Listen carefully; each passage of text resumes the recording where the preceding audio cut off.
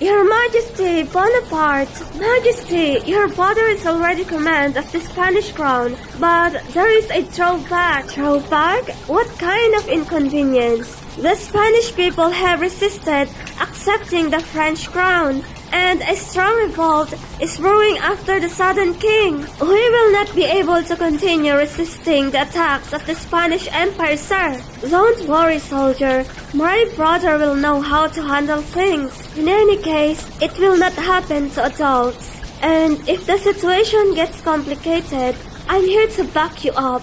You can count on me, soldier. Yes, my lord. Morales had received a letter along with other priests from the church. Donations were requested because of the war. There weren't many details in the note, but Morales didn't leave it aside either.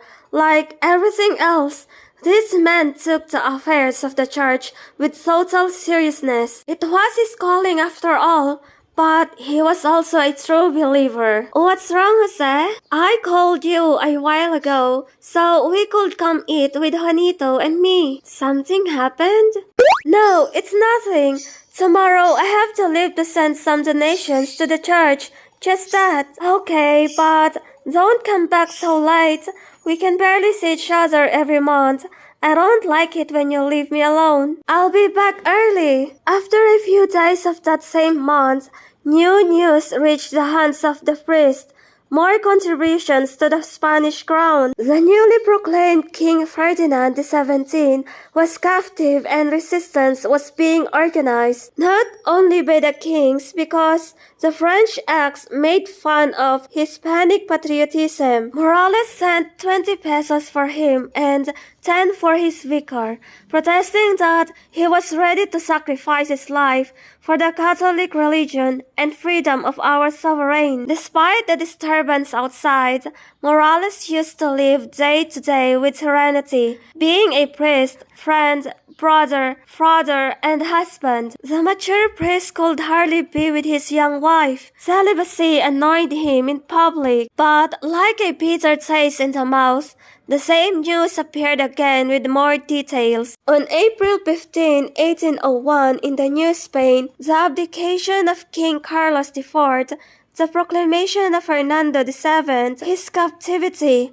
the French invasion, and the patriotic resistance. The pattern was repeated again on November 28th of the same year. Money had to be sent. The natural curiosity and sincere interest in knowing those who were going to govern them led many to investigate further and consider the events of the day critically. Morales and the priest on his way asked questions, commented, and tied the dots. Morales remained before the donations, although he gave less and less. I no longer having any hope of having children, so that they can meet the needs of your policy and the interests of France. Napoleon endured the betrayals of his beloved Josephine when he was still a simple artillery officer. Ironically, when she began to befitch and love him deeply, the passionate and love that Napoleon felt began to strengthen and cool. He distrusted his wife,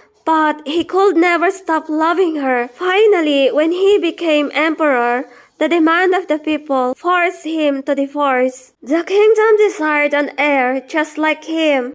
Marry my niece? How absurd! Now that the throne is empty, what will be the use of the great sacrifice borne by Josephine by giving it to a relative of mine? I will remarry a representative of a powerful foreign royal house. You are right, Your Majesty. The ideal will be to remarry a princess from a country that could be a threat to France. So, the ideal candidate will be the sister of Emperor Alexander I of Russia. Miss Catalina seems like a good candidate. She is pretty and has a good complexion. In effect, however, I doubt that the Emperor of Russia will consent to it without conditions that may harm France in the long run. Then who could be a good candidate to be my empress? What? That I am Napoleon's wife? Are you crazy? That urge trampled royal pride and my country. Does my father think to marry me to such a man? I don't want. That man, he comes from hell. It's a monster. Despite the fact that the Austrian princess from childhood was sown with hatred towards France due to the French Revolution, and now the revolution embodied in man would marry her as her empress. I reluctantly agree for her duty as a princess, for her father's honor, and for the good of the motherland. On the other hand, Napoleon, upon hearing the news that Austria would cede one of his maidens, was emotional, not only because he would have an heir, but because the House of Habsburg is considered one of the oldest in all Europe. Although with such a young wife, he will not feel the same emotion as he did with Josefina, a mature and still beautiful woman.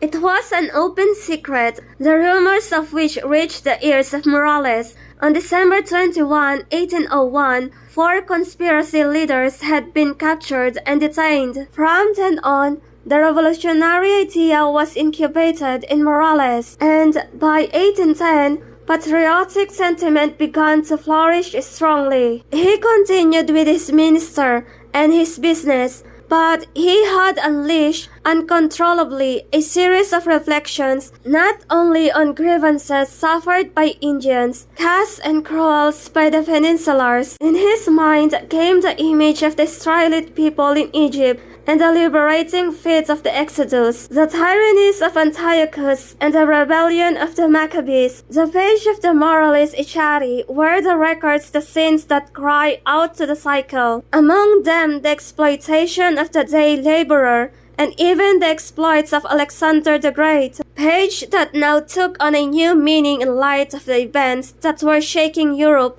and awakening in America. A wise man, cultured, astute, and a lover of music and theater. His only charm, his wide range of words and knowledge of the languages of Americans and Europeans, made him someone accessible. Look who decided to come say hello! Master Hidalgo, I would like to join you and serve as chaplain. Is that the only thing you're going to join?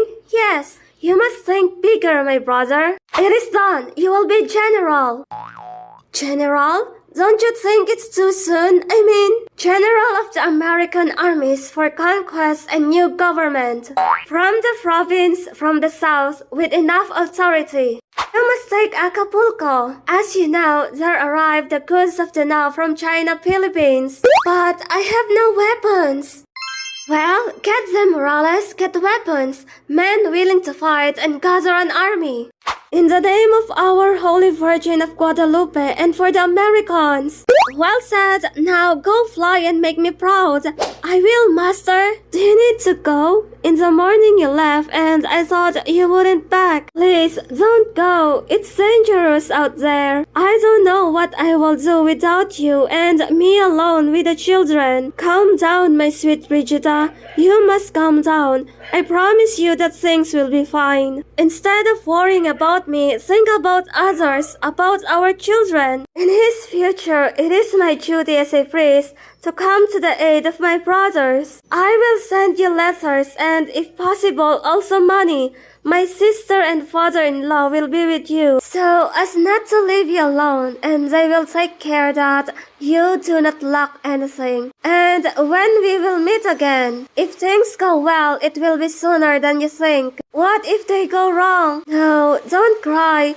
Don't cry. Everything will be fine, my girl. Everything will be fine.